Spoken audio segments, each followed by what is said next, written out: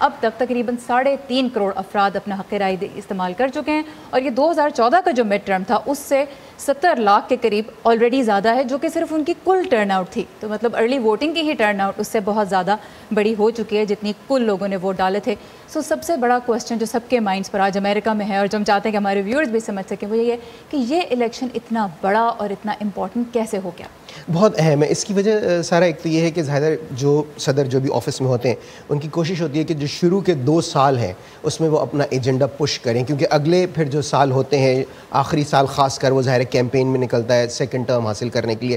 تو اور خاص کر پریزیڈنٹ ٹرمپ نے بہت تیزی سے اپنا جو ایجنڈا ہے اس کو انہوں نے امپلیمنٹ کرنا شروع کیا. اور ایکسپرٹس یہ کہتے ہیں کہ جو کانگریس تھی وہ بالکل ربر سٹیمپ کی طرح، ایکسپرٹس کا کہنا یوز ہوئی.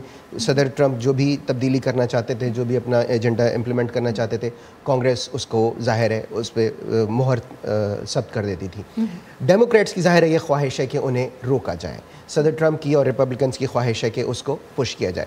تو کانگریس کا کنٹرول حاصل کرنے سے ظاہر ہے کہ ڈیموکریٹس کی یہ خواہش ہوگی کہ وہ صدر ٹرمپ کو ان کا اپنا ایجنڈا آگے بڑھانے سے روکیں، جبکہ پریزیڈنٹ ٹرمپ کی یہ خواہش ہے کہ ان کو ہی کنٹرول ملا رہے تاکہ وہ اپنا ایجنڈا آگے بڑھاتے رہیں. اس لیے الیکشن بہت اہم ہے.